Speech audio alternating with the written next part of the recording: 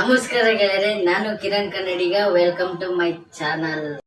Hello friends, ನಿಮ್ಮೆಲ್ಲರಿಗೂ ಗೊತ್ತಿರಬಹುದು D boss ಅವರು ಸ್ಯಾಂಡಲ್ವುಡ್ ನಲ್ಲಿ ಯಾರನ್ನು ಕೂಡ ಹೆಚ್ಚಾಗಿ ಹತ್ತಿರ ಸೇರ್ಸಲ್ಲ.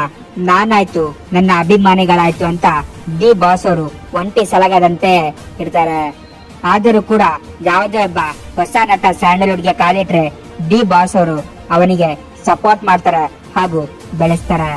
ಅದರಲ್ಲೂ ಡಿ ಬಾಸ್ ಅವರು ಹೆಚ್ಚಾಗಿ ಕಾಣಿಸಿಕೊಳ್ಳೋದು ಯಾರ ಜೊತೆ ಅಂತ ನೋಡೋದಾದ್ರೆ ಜಮೀರ್ ಅಹಮದ್ ಅವರ ಜೊತೆ ಹೆಚ್ಚಾಗಿರ್ತಾರೆ.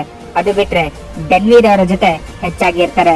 ಇನ್ನು ಡಿ ಬಾಸ್ ಅವರು ಸುಮಲತಾ ಹಾಗೂ ಅಭಿಷೇಕ್ ಅಂಬರೀಶ್ ಅವರ ಜೊತೆ ಕೂಡ ಹೆಚ್ಚಾಗಿ ಕಾಣಿಸಿಕೊಳ್ಳುತ್ತಾರೆ.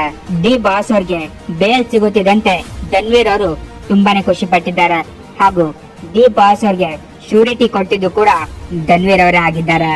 ಡಿ ಬಾಸ್ ವಿರುದ್ಧ ಹಲವಾರು ಜನ ಪಿತೂರಿಯನ್ನ ಮಾಡ್ತಿದ್ದಾರೆ. ಅದರ ಬಗ್ಗೆ ಧನ್ವೀರ್ಗೆ ವಿಚಾರಿಸಿದಾಗ ಧನ್ವೀರ್ ಅವರು ಒಂದು ಸ್ಟೇಟ್ಮೆಂಟ್ ಅನ್ನ ಕೊಟ್ಟಿದ್ದಾರೆ. ಡಿ ಬಾಸ್ ನ ಎದುರಾಕಿಕೊಳ್ಳಕ್ಕೆ ದಮ್ ಬೇಕು ಅಂತ ಧನ್ವೀರ್ ಅವರು ಖಡಕ್ ಆದ ಒಂದು ಸ್ಟೇಟ್ಮೆಂಟ್ ಅನ್ನ ಕೊಟ್ಟಿದ್ದಾರೆ. ಇದು ಧ್ರುವ ಸರ್ಜಾ ಅವರಿಗೆ ಟಾಂಗ್ ಕೊಟ್ರ ಎಂಬ ಮಾತುಗಳು ಕೂಡ ಅಭಿಮಾನಿ ಬಳಗದಲ್ಲಿ ಕೇಳಿ ಬರ್ತಾ ಇದೆ. ಯಾಕಂದ್ರೆ ಧನ್ವೀರ್ ಹಾಗೂ ಧ್ರುವ ಸರ್ಜಾ ನಡುವೆ ಕಾಂಟ್ರವರ್ಸಿಗಳಾಗಿದ್ವು ಹಾಗೂ ಡಿ ಬಾಸ್ ಮತ್ತು ಧ್ರುವ ಸರ್ಜಾ ಅವರ ನಡುವೆ ಕೂಡ ಕಾಂಟ್ರವರ್ಸಿಗಳಾಗಿದ್ವು.